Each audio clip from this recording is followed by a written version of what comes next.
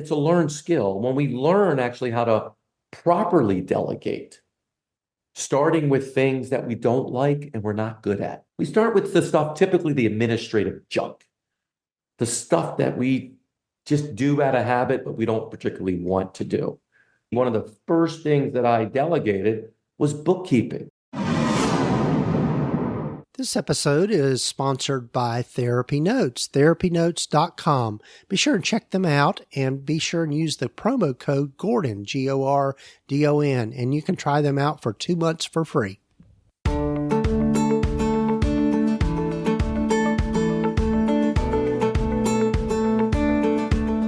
Over 15 years ago, when I started my private practice, I had to learn a lot, and most of it the hard way, and I don't think you need to do the same. Hi, I'm Gordon Brewer, a licensed psychotherapist, and welcome to the Practice of Therapy podcast, part of the Psychcraft network of podcasts. Join me in this journey of discovery as we have conversations with other leaders and professionals in both the mental and allied health fields. Join us as we explore both the business and clinical sides of running a private practice.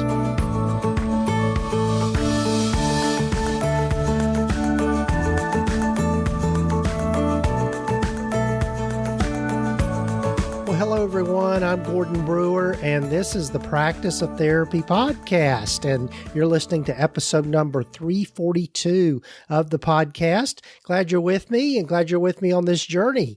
And if this is your first time listening to the podcast, welcome. Hope you'll come back for more. And if you're coming back for more, glad you're here and glad you're with me on this journey. And do take time to follow us or subscribe to the podcast wherever you might be listening to it. So my guest today in this particular episode is no stranger to the podcast here, and that is Jamey Schrier.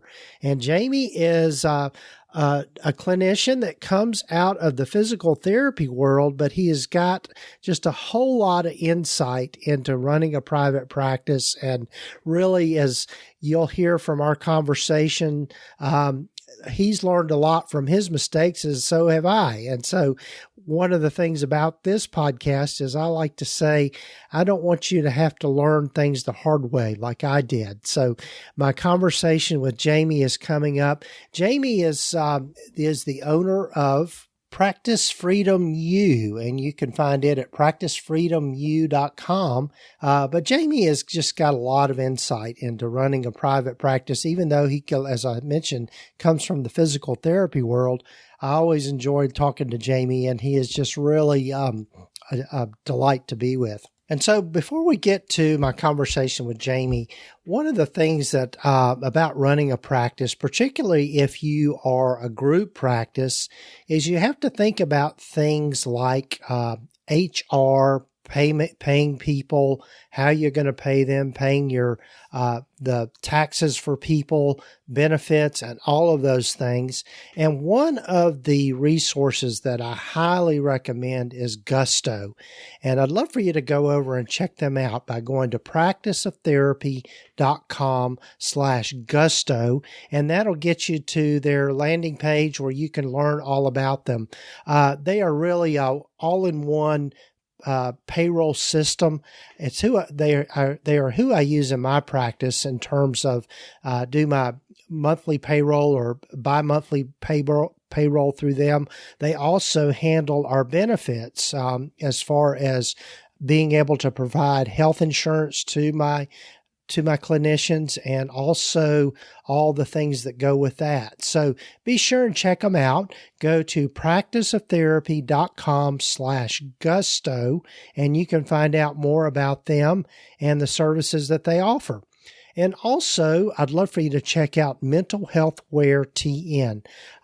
This is a venture that I've taken on with my good friend Ashley, and she has put together just some wonderful swag and items around the mental health space. In particular, those folks that are dealing with recovery, but also just mental health in general. And she's also got just a great collection of t-shirts and sweatshirts specifically for professionals. So be sure and check it out, mentalhealthweartn.com.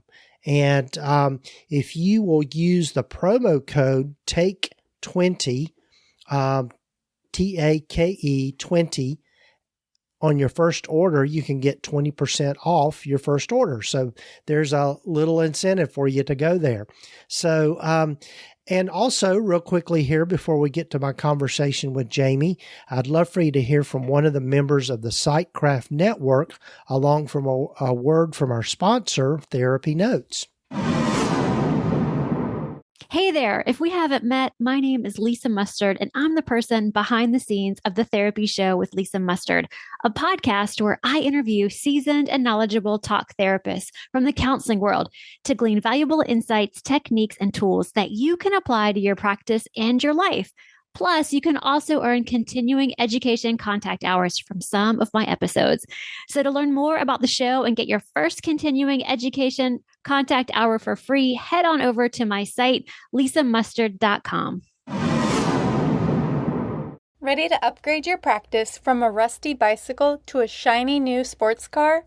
Buckle up, because TherapyNotes is here to turbocharge your journey. It's the comprehensive practice management system you've been craving. Equipped with everything you need to navigate patient records, schedule seamlessly, host remote sessions, craft detailed notes, and tackle insurance billing with ease. And guess what? It's your trusty sidekick, available whenever and wherever duty calls. Picture having more quality time with your clients, all thanks to this digital assistant that never clocks out. Here's the kicker. It's Gordon approved, so you can trust it's the real deal. Bid farewell to paperwork headaches and embrace a new era of efficiency and top-tier care. Ready to level up your private practice game? Swing by practiceoftherapy.com/therapynotes and punch in promo code GORDON for 2 months on the house. Enjoy the show.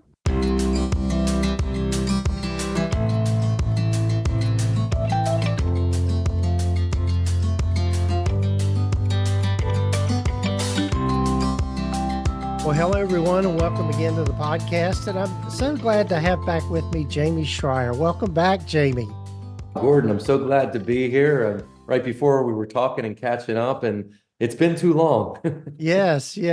Well, Jamey, like I said, is no stranger to this podcast. He's been on here before, and what I like about Jamey is he brings a unique perspective in that comes from the physical therapy world rather than the mental health therapy world. But there's a lot of similarities. But Jamey, as a start with everyone, for those folks that don't know you, tell them a little more about yourself and how you've landed where you've landed.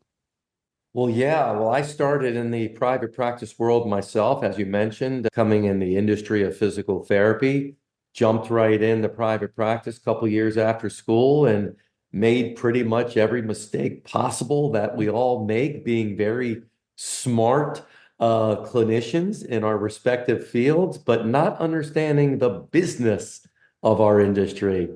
After many years of trial and error and spending lots and lots of money and lots of time and making mistakes, I finally figured out a few things and was able to create a practice that really operated day in and day out without me there.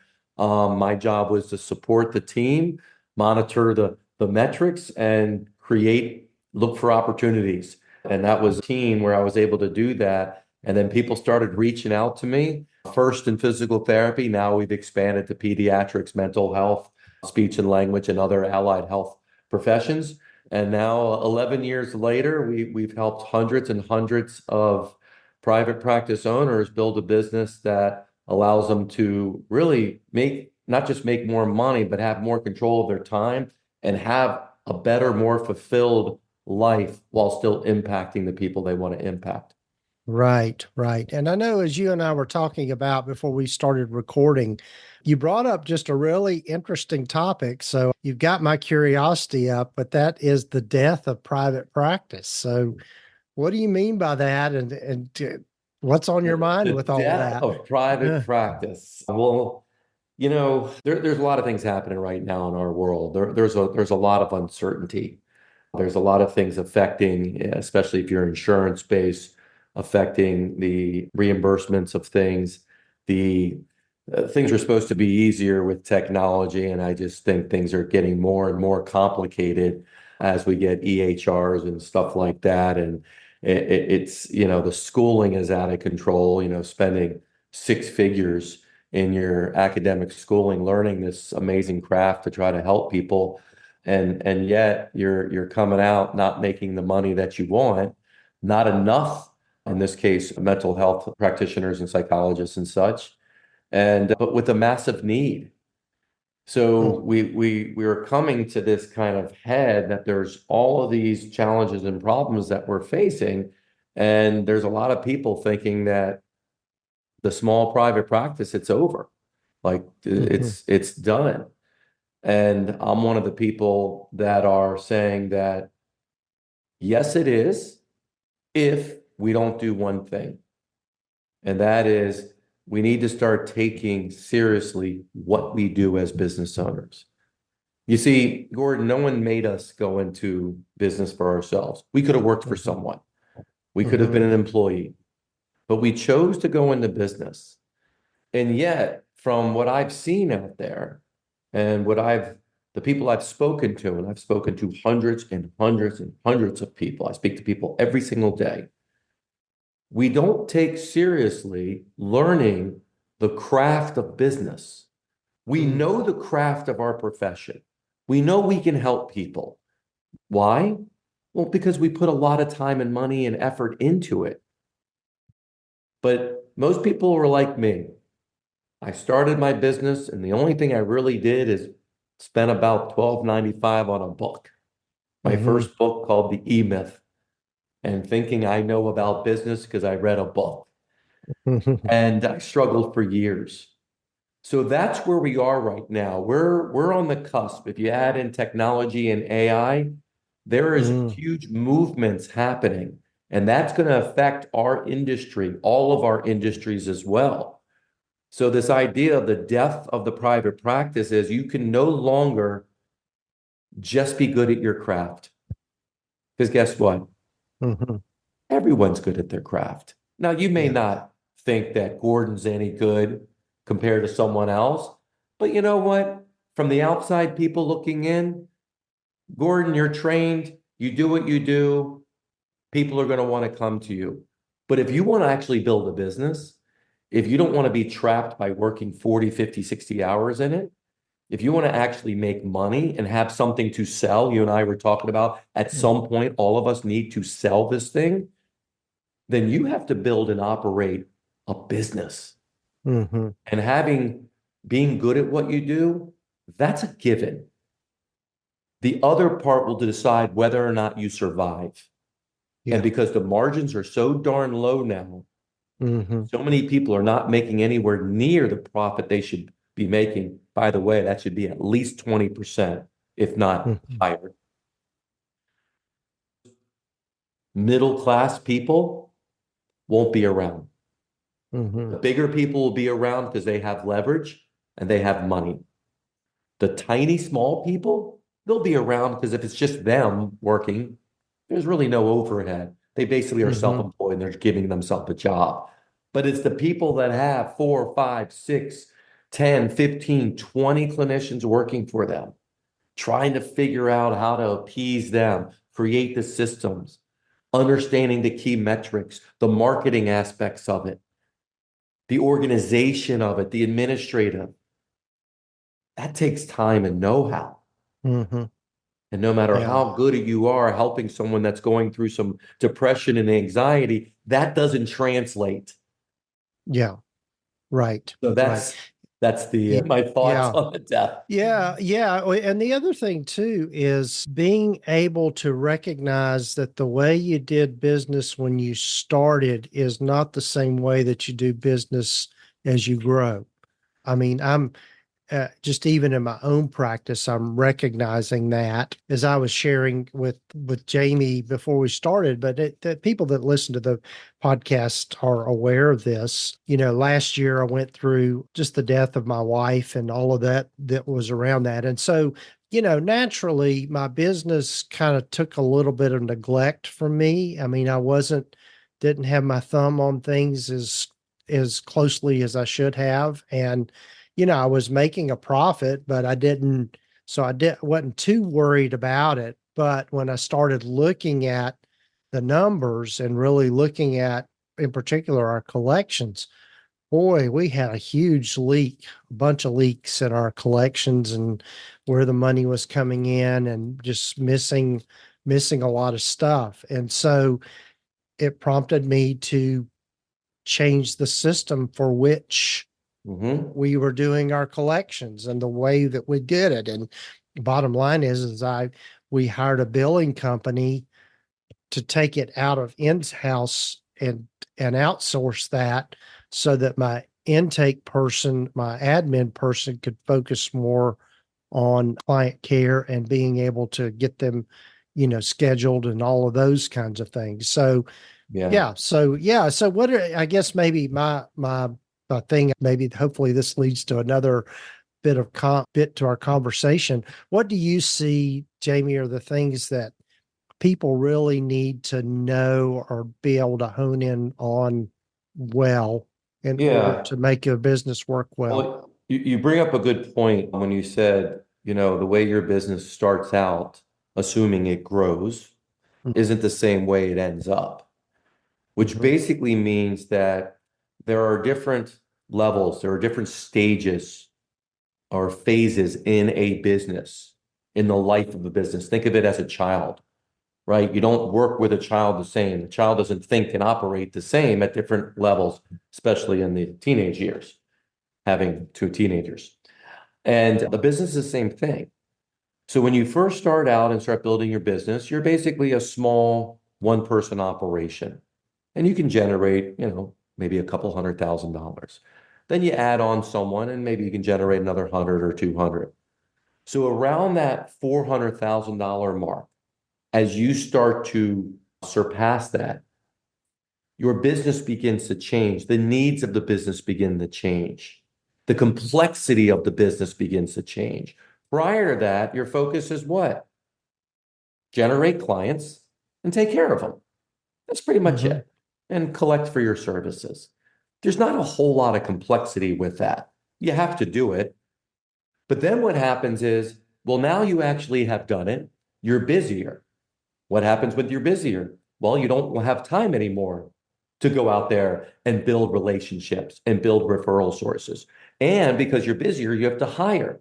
You have to hire admin to help you, and you have to hire other clinicians. So now what happens? Now you have literally other human beings working for you, but you still have your clients that you treat. So what do you have to do? You have to sacrifice more time. It's all you have. So then you work longer hours trying to manage and oversee people that you think and operate and work just like you, but they don't. You're the owner. There's something about you. You have that entrepreneurial thing inside of you. They don't have that necessarily. And the mistake so many of us make is we think they do. And then we're surprised where they leave at 5 o'clock. And you're like, well, the client is a little late. Don't you want to stay and work with them? Or sorry, can't work with you. And then, they start to do things where you don't have systems and processes in place. There isn't any type of organizational flow to the business. So that's a whole nother level of complexity. And so many people never get out of that 400,000 to about 900 to 1 million. That's like the next point. But if you are fortunate enough to put some systems in place and to learn how to delegate and to stay on point with some of your metrics, as you found out, you start to rise above the $1 million mark, which is a natural inflection point to that stage 3 business. And that stage 3 business can be anywhere from $1 million to $2 million or thereabouts. And in that stage, the stuff that you did before isn't going to work now. That stage needs management, organization. You need to tighten up things. You as the owner need to start removing yourself from some of this admin junk that you're doing, that you're being trapped in the business. And as you begin to do that, your business then continues to grow. So those are the most common 3 stages. And of course, you have then the next stage that goes to 5 million, the next stage that goes to 10 million and above. But most people don't get out of stage 2, $1 million. But if you're fortunate enough to get to 1 million, then it becomes a little easier, because if someone leaves, you're not hit financially as hard as if you had $600,000 business and one of your therapists left full time. I mean, that could be a couple 100,000. All of a sudden, a third of your business is gone. Mm-hmm. But if you have 25 therapists and you're doing 2.5 million, you're not as impacted. So how you handle each part of your business, how you think about your business is very predictable. So when we first look at a client, the first thing we want to know is where you are at. So we have people take a quiz, and I'll share with that later, because I want to know where you are in your business, not just financially, but where you are with what you're doing in the business, where you are with the number of staff people that you have, clinical people versus admin, because I can guess right away the problems you're having. Gordon, they're so consistent across mental health, physical therapy, pediatrics. It's the same. And in fact, it's the same in any business. It could be lawyer, it could be doctors, it could be accountants. It's the challenges of money is really what it comes down to. In order for you to make that kind of money, you need people beyond yourself. And the minute you have people, that's where the initial complexity comes in that 400 to 1 million.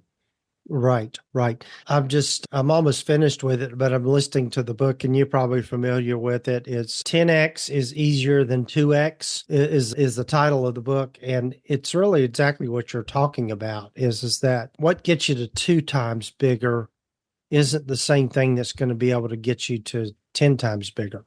And it really has to do with being able to learn how to delegate well, to hand off those tasks that you don't do well yourself, and give them to people that can do those, and you get your return on your investment tenfold by doing that. Yeah, the magic of that book, and Dan Sullivan. So funny story. I was one of Dan's students 20 years ago, almost 20 years ago, 18 years ago. So I was involved in his program for many years, and I learned a lot of these concepts and frameworks, and then I applied it into this medical community. So very familiar. I was there when he actually came up with that concept. He was kind of playing with it, didn't know what to call it. He called it the 10X concept. But the idea isn't about going 10X. I always thought, because sometimes I see things literally. It's like, I got to go 10X. I'm at $1 million. I got to go 10 million. I don't want to go 10 million. That just sounds like a headache. It's not about going 10 million. It's about what you just said. It's about getting out of your head of trying to work harder. When I tell people, well, we help you make more by working less, it isn't because that's what I want. That's what actually works. And the reason that works is because you run out of time. So you can work 80 hours a week, as some attorneys do, and you can make a lot of money if you charge a bunch of money. But you can't have both. Like, either you're working a ton of hours making money, or you're not working and you're not making money. Well, in our field, a lot of times as owners, we're working a ton of hours and we're still not making that much money. So we don't even get the pleasure of actually making money. So what do? You have to leverage. So how do you leverage? You need help. And this is where, Gordon, this is where some problems come in, because as very smart, very talented, very capable people as we are, very smart, we don't think people can do it as well as us. So it makes it difficult for us to let go. Well, if we don't let go of things, then we just keep holding on to stuff on our plate, and other people aren't as busy. We're busy as hell, and they're almost like watching us. I don't know if that's ever happened to you. It's like your schedule is packed, and your staff is like, "Can I go home early? I don't have a lot to do." You're like, "Wait a minute, this is the wrong picture." Yeah. But when we do learn, and it's a learned skill, when we learn actually how to properly delegate, starting with things that we don't like and we're not good at, that's where we start. We don't start with the stuff we like. We don't start the stuff we're really good at. We start with the stuff, typically the administrative junk, the stuff that we just do out of habit, but we don't particularly want to do. That's the things that we really want to focus on. For me, one of the first things that I delegated was bookkeeping. Now, if you know me, you would be like, Jamey, how the heck did you do bookkeeping? And the answer is, well, I really didn't. I was off every month by thousands of dollars. I didn't know half the stuff I was doing. I didn't know how to reconcile. I didn't have the patience for that. And it just put me in a hole. My bookkeeping was really, if there was money in the bank, I was in a good mood. If there wasn't money out in the bank, I was in a bad mood. That is not a great way to run a business. No, no. So, Yeah. but anyway, so these are some of the really key things that all of us, me included, I had to go through the same thing of letting go and delegating. And then the other really key thing I can share with your audience is making sure that your staff, as you grow, does not have any confusion about their role, what the company is about, the values of the company, and what's expected of them, and what they can expect from you. If every one of your staff understood those things that I just said, your business would explode in a good way. But I've talked to so many staff people, because we do some leadership training as well with some of our clients and their teams without the owner there. And the question that we always ask is, what's confusing?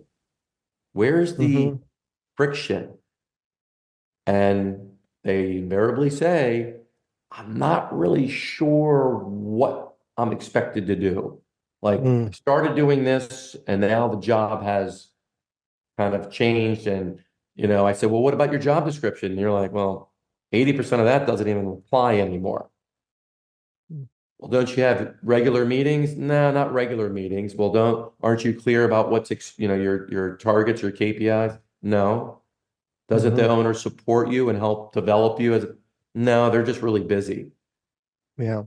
So these are all the clues that if we have owners fix them, not only will we retain people, we'll create more productive, better people that are in line with our vision. Right. I know I make it sound simple because in my mind, it is. What's not simple is actually doing it and you growing into this role as this type of owner, this type of leader. That's not easy to do. But what you need to do is not complicated. Like, you don't need to do a million things. Wherever your business is, focus on those areas. Right. And I think it's one of the things that I know for you and I both doing consulting with people and helping people in this journey is that we can sit here all day and tell you what you need to do. But I think it's important to invest in the how by getting help from others and not try, like you said earlier, not trying to do too much of it alone or trying to bootstrap too much. And I'm notorious for doing that. I mean, it's kind of like, oh, here's a problem. Let me figure out how I would fix this rather than saying to my admin, here's the problem. You fix it. I mean, that's really it's kind of simple. like a who, not how mentality. Yes. Who can help fix the problem versus how can I do it? Right. But when you are used to doing things, Gordon, on your own, and this starts back in our school days, our academic world, we're taught you do it on your own. We're not taught collaboration. That used to be called cheating back when I was in school. Yeah. Now maybe they're talking about collaborate, but we're not taught that in our upbringing. And then all of a sudden we open up a business and it's all about collaborate. Think about this. It's about collaborating. School, they call that cheating. It's about failing. School, it's called failing. In business, it's called learning, right? Asking for help, right? In school, I mean, asking for help, I mean, you're not as smart as this person's not asking for help. Like, you're less than. In business, and I had as big as ego as anybody. It wasn't until I hired my first coach, when we're talking about Dan, I'm like, wow, this is actually making life easier on me. Like, that was a hard concept to take, is making this easier for myself. It doesn't have to be so darn difficult and taxing. That was a tough thing for me to overcome. And now looking back, I realize why, because in school and growing up and stuff, it's like I had to work my butt off to get the result, me and me alone. And now I realize I can collaborate with people, learn from people that have been there, learn from other coaches and experts and stuff like that. So we sometimes, due to our ego or whatever, we make it really difficult on ourselves because of, the fear of collaboration, the fear of getting help, or maybe the fear of, well, what if it doesn't work for me? Then I'll feel worse than I do now. Or, what if I don't get back the money and invest, or whatever the stuff that's in our head. But the reality is, if we don't learn these fundamentals of business, there will be a death of the private practice. Yeah. For sure. They'll start to disappear because of the squeeze that will happen. The margins aren't there. We're working our butts off. We're not getting that work-life balance. And they'll be the really small people, and they'll just be the larger companies. We're starting to see that with the consolidation that's happening. Yeah. But it doesn't have to be that way. It doesn't have to. We just have to step our game up, because I believe in Main Street, and I believe in, we are the people that make this happen. The VCs, they'll come and they'll go. They'll come in when the market is hot, and right now mental health is hot. Yes. So slurp it up, scoop it up, get a bunch of money in it, and then move on, right? That's what they did to PT. Now mental health is the next big one. Yeah. But us, the mom and pop, the small private practice that are doing anywhere from 500,000 to 2, 3, 4 million, all we have to do, because there's not a lack of people that need our help, we just got to step our game up and create more of a business that delivers amazing care, also creates a profitability that doesn't kill the owner doing it. Right. That's all we have to do, and we'll be just fine. Right. Well, Jamey, I've got to be respectful of your time, but you've got some resources and things that you can provide listeners with. Tell them about that. Yeah. So the biggest thing to do is just become aware of where you are. The solution is in the problem, right? So I developed a practice assessment, a practice quiz that we have everyone take, and it's very informative. So, and you'll have it in your show notes, but you take the quiz, we're going to ask you a bunch of questions. It'll take about 5 minutes to do. And then based on your answers, you'll get a report saying all the things that are going on in your business and exactly what you can do. So this quiz and the reporting was based on my, I've been in this industry now 28 years. It's based on all of my experience personally in my own business, and then having worked with hundreds of people over the last 11 years. So it's really eye-opening and allows you to get clarity, and clarity is a big thing. So I would recommend start with the quiz. It's free, it takes 5 minutes, and it'll give you lots of information. And then from there, you can then determine what the next best step for you is based on whatever it says. Yes, great. I'm glad we reconnected, and hopefully we'll connect again here in the future. And be sure and check his things out, folks. And what's your website, Jamey? .com, the letter U. Okay. And then you can find me at Jamey Schrier all over social media. I give away lots of stuff there, lots of things. Like I just believe in giving all of that away, so no one is questioning what to do. It's really about having the accountability and and someone there to help you do it. That's really where the magic is. Totally agree. Well, take care, and Jamey, we'll talk to you again.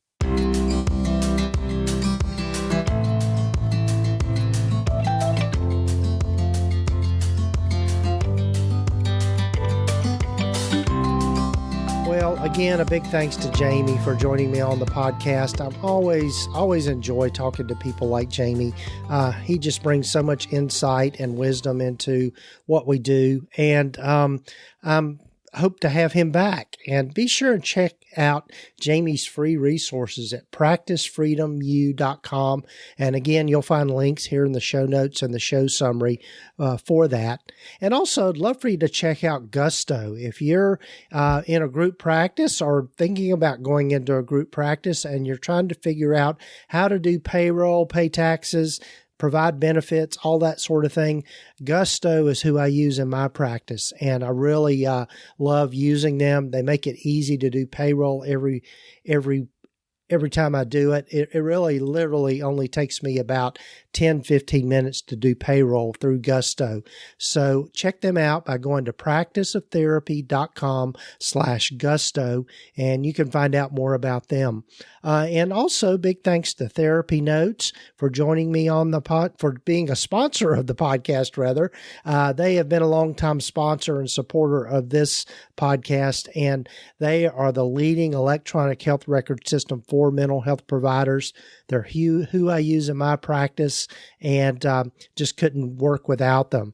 And be sure and use that promo code when you check them out by just typing in GORDON and go to practiceoftherapy.com/therapynotes to find out more about them. And you can try them out using that coupon code for 2 months for free. So be sure and check them out. So got lots of great episodes coming up. Look forward to moving into the fall. I mean, here we are in August already. That's hard to believe. Here where I am, school's just starting here just in a few more days for the kids around here. So the year is going by fast, it seems like. So take care, folks, and do take time to follow us or subscribe to the podcast wherever you might be listening to it.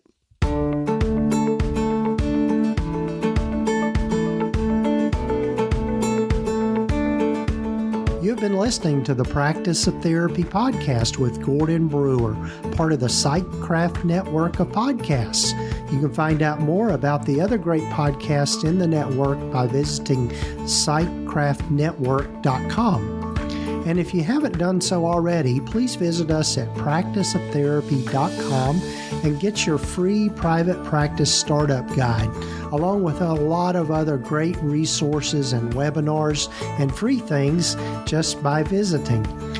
Also, be sure to follow us wherever you might be listening to your podcasts. This podcast is intended to be educational in purpose and is not intended to give legal, accounting, or counseling advice. If you need a professional, find the right person for that.